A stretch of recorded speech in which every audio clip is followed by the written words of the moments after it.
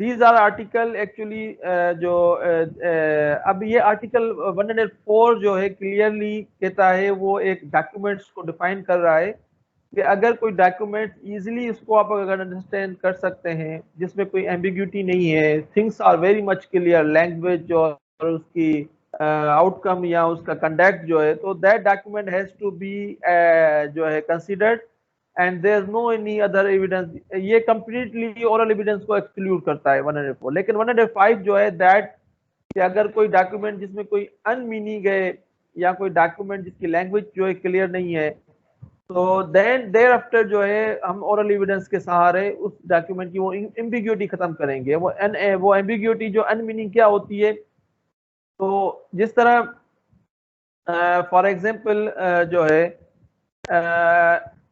किसी ने कहा कि मैं तुम्हारे साथ चल रहा हूँ, सब कॉन्टिनेंट, ये मैंने बिफोर पार्टीशन की बात हम करें कि अगर कोई कहता है कि मैं तुम्हें जो है हैदराबाद लेके जाऊंगा, अब ये एग्रीमेंट हुआ कि मैं तुम्हें हैदराबाद लेके जाऊंगा, मुझे ये आप जो है इसके इतने पैसे दे दो।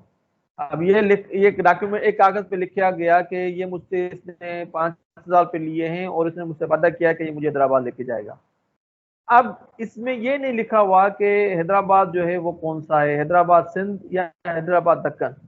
अब जो जिसको उसने कहा वादा किया, जिससे वो समझा कि मुझे हैदराबाद दक्कन का ये कह रहा है, वो जो लिखने वाला कह रहा है कि मैं जो पैसे ले रहा हूँ ये हैदराबाद सिंध के ले रहा हूँ। अब ये एम्बिग्यूटी जो है दैट इज मतलब अनक्लियरिटी है, एम्बिग्यूटी है। या फॉर एग्जांपल आप इसको ले लें, जो स्टूडेंट्स जो हैदराबाद के हैं उनको पता है कि हैदराबाद में एक इलाका है जिसका नाम इस्लामाबाद है और पाकिस्तान का कैपिटल इस्लामाबाद है। अगर हैदराबाद में आपसे अगर कोई कहे कि यार चलो मेरे साथ, मैं तुम्हें इस्लामाबाद लेके जाता हूँ, तो हैदराबाद का जो लोग बंदा वो आपसे पूछेगा कि यार कौन से वाला हैदराबाद, तुम हैदराबाद के कौन सा इस्लामाबाद, तुम इस्लामाबाद इलाके की बात कर रहे हो या कैपिटल की बात कर रहे हो। अगर कोई इस इलाके का नहीं होगा वो तो खुश हो जाएगा कि यार मुझे ये इस्लामाबाद लेके जा रहा है। तो ये क्या होता है, ये कंटेक्स्ट से पता चलता है, ये एम्बिग्यूटी है, ये क्लियरिटी नहीं है। तो इसके क्लियरिटी को कंप्लीट, इस क्लियरिटी को जो है खत्म करने के लिए फिर ओरल एविडेंस आ सकती है। That is the actually meaning of the article number 105। Further जो आर्टिकल वो भी इसी से ही रिलेटेड है, article number 106 deals with evidence as to application of language which can apply to only one of several persons. अब जिस तरह जो है 106 और 107 में एक ही चीज लिखी गई है लेकिन इनकी मीनिंग डिफरेंट है। 100 article 6 which deals with the lot of similar facts, ठीक है ना। अब सिमिलर फैक्ट्स जिस तरह आप इसको समझ लें कि किसी ने किसी के साथ जो है कोई प्रॉपर्टी सेल की, वो उस प्रॉपर्टी में एग्रीमेंट हुआ कि वो उसको प्रॉपर्टी, उसने कहा कि मैं या तुम्हें प्रॉपर्टी बेचूंगा जो मेरी कराची में है, ठीक है ना, या उसने कहा कि क्यामाड़ी में है। लेकिन उसने इसको ये नहीं बताया कि कराची में कौन से इलाके की प्रॉपर्टी। अगर उसकी उस इलाके में एक ही प्रॉपर्टी है तो दैट इज अंडरस्टैंड। अगर उसकी कराची में मुख्तलिफ जगहों पे प्रॉपर्टीज हैं, तो अब ये सवाल पैदा होता है कि क्वेश्चन विल अराइज कि what properties actually they are. अब उसमें एक एग्रीमेंट आया, फॉर एग्जांपल मैं आपको एक एग्जांपल देता हूँ कि दो पार्टीज उन्होंने आपस में एक प्रॉपर्टी का सौदा किया, लेन देन की। वो प्रॉपर्टी जो है वो सुपर हाईवे पे जो है वाक़ है, जो है किसी चीप एरिया में, मतलब लो कॉस्ट इसको हम कह सकते हैं। उसका वो एग्रीमेंट कर रहे हैं और उस पे उन्होंने उसको जो है 5 लाख रुपए दिए। उसने कहा कि उसमें उसने एग्रीमेंट लिखा कि आई जो है I am purchasing property from Akbar which is situated in the Karachi against the amount I have paid him ₹5 lakh. ठीक है, ये एग्रीमेंट हुआ, साइन हो गए, सब कुछ हो गया, दो गवाह भी आ गए। अब जिसके अगेंस्ट जिसको ये एग्रीमेंट जिसके साथ किया, तो दूसरे दिन उस बंदे को पता चला कि नहीं यार, इसकी कराची में तो गिलिफ्टन में भी प्रॉपर्टी है जिसकी मालियत 5 करोड़ रुपए है। तो उसने जब डॉक्यूमेंट पढ़ा तो उसके अंदर लालच आ गई कि यार इसने लिखा है कि मैं तुम्हें प्रॉपर्टी बेच रहा हूँ जो कराची में वाक़ है, अब इसने ये नहीं मुझे लिख के दिया कि इसमें इसने कौन सी प्रॉपर्टी की बात की है, और वो कोर्ट में चला गया कि इसने मुझे जो प्रॉपर्टी बेची है उसने मुझसे पैसे भी ले लिए हैं, और वो क्लिफ्टन की है वो मुझे नहीं दे रहा, तो वो कहेगा नहीं my Lord, I am not selling the property which is situated in Karachi but situated in Clifton, but we have executed the document related the property which is situated in the near super highway which is low cost area। ठीक है ना, तो ये multiple facts हैं।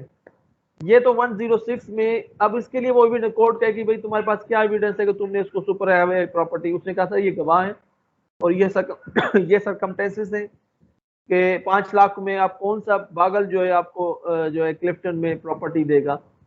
Understood है कि 5 लाख की property आपको कराची से दूर ही कहीं मिलेगी, तो ये सरकमटेंस, इसके लिए फिर वो ओरल एविडेंस जो फर्दर एविडेंस जो है इसके लिए आप you can lead this in order to prove in order to remove the ambiguity which is mentioned in the document।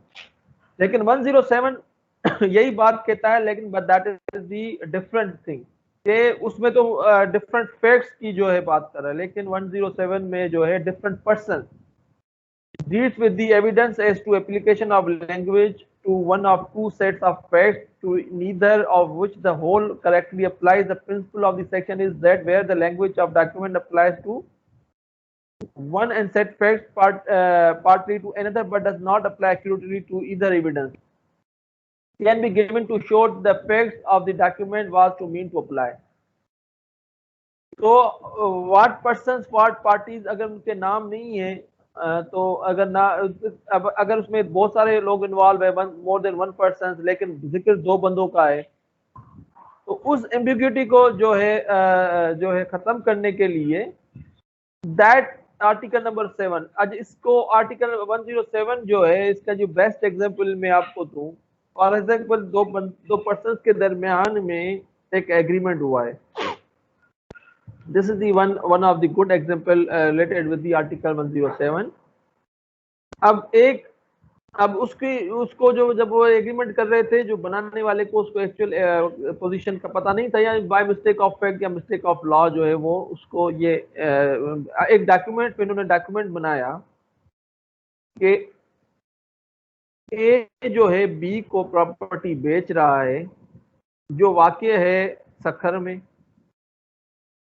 तो बी कह रहा है कि आई एम सेलिंग, ए कह रहा है कि I am selling my house to B which is situated in the Sukkur in the possession of the जो है सी।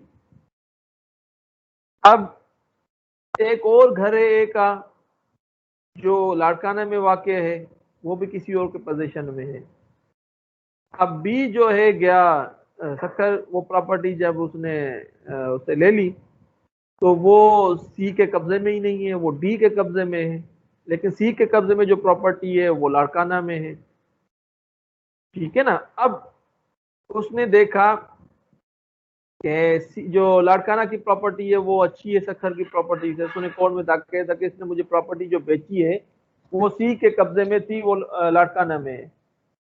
तो कोर्ट कहेगी इसमें तो ये लिखा हुआ है कि प्रॉपर्टी जो बेची है उसने सखर में बेची है, सखर की प्रॉपर्टी है, लेकिन वो सी के कब्जे में, तो वो तो सी के कब्जे में नहीं है, वो डी के कब्जे में है। तो उसके लिए एविडेंस आएगी, तो ये मिस्टेक का हुआ। प्रॉपर्टी एक्चुअली जो प्रॉपर्टी का the thing is the property, person का जिक्र नहीं हो रहा। अब एक्स वाई जेड किसी के कब्जे में है, लेकिन प्रॉपर्टी जो है वो सखर की ही बेची गई है, लेकिन कब्जा किसी और के पास है ना। तो ये फैक्ट है, इसकी एम्बिग्यूटी को जो है रिमूव करने के लिए कोर्ट विल जो है take the evidence related with this article. अब फर्दर जो आर्टिकल है वो भी इसी तरह वो अब जो 108, 109 और 1010 आर्टिकल्स हैं, उसमें जो फर्दर जो उसकी किसी डॉक्यूमेंट की इंटरप्रिटेशन से रिलेटेड है वो बहुत आसान है। अगर आर्टिकल 108 जो है वो सजेस्ट अस के आर्टिकल 108 में कहता है कि किसी डॉक्यूमेंट में जो उसके इल एलिजिबल कैरेक्टर्स इस्तेमाल हुए हों, जिसकी प्रूडेंट माइंड जो है फॉरेन वर्ड्स हैं या रोमन जो है वो लैंग्वेज है, या ऐसी वर्ड्स इस्तेमाल किए गए हैं जो आप प्रूडेंट माइंड जो है ऑर्डिनरी पर्सन के नॉट अंडरस्टैंड, एब्रीविएशंस है, अब उनकी मीनिंग को समझने के लिए टेक्निकल हेल्प चाहिए, तो उसको कोर्ट दे सकती है, उस एम्बिग्यूटी को खत्म करने के लिए वो ओरल एविडेंस आ सकती है। सिमिलरली जो है article 109 A deals with who may give the evidence of agreement varying terms of the document. The parties to a document and their representative interest cannot give the evidence of contemporary agreement varying the terms of the document। अब किसी documents के जो है अगर terms जो हैं वो very हुए हैं, चेंज हुए हैं या मॉडिफाई, तो मौजूदा जो कंटेम्प्रेरी एग्रीमेंट, जो मौजूदा जो एग्जिस्टिंग बाइंडिंग एग्रीमेंट होता है, तो उसमें जो रिप्रेजेंटेटिव और इंटरेस्ट होता है वो एविडेंस नहीं देगा, ठीक है ना। या पार्टीज टू डॉक्यूमेंट होती है, उसकी एविडेंस नहीं आएगी, वो इंडिपेंडेंट सोर्स से आती है। आपको पता है कि जो पार्टीज होती हैं वो अपने फैक्ट्स किसी इंडिपेंडेंट सोर्स से ही उसके एग्जिस्टेंस को प्रूव करते हैं, उनकी एविडेंस जो है वो कोर्ट रिलाई नहीं करती। इसी तरह रिप्रेजेंटेटिव इन इंटरेस्ट का मतलब है किसी और का इंटरेस्ट हो, इसमें रिप्रेजेंटेटिव हो तो उसका इंटरेस्ट को जो है उसकी भी एविडेंस वो काबिल कबूल नहीं होती। तो इसी तरह 110 जो है article that is the not, इसको लेकिन मैं आपको बता देता हूँ 110 जो है वो क्या है, वो भी इसी जो है फर्दर अंडरस्टैंडिंग। अच्छा 100 आर्टिकल 10 जो है वो related with the succession act जो है। अब आपको पता है सक्सेशन एक्ट में क्या होता है, तो उसके में है कि nothing in this chapter content shall be taken to effect any of the provision of the succession. अब सक्सेशन एक्ट के अपने डिफरेंट जो है आर्टिकल प्रोविजंस हैं जिसके जरिए उसको हम अप्लाई करते हैं। तो ये आर्टिकल कहते हैं कि ये आर्टिकल जो है उसको वो जो है कंसाइड नहीं करेंगे या ओवरलैप नहीं करेंगे, उसके अपने ही कानून के साथ उसको देखा जाएगा।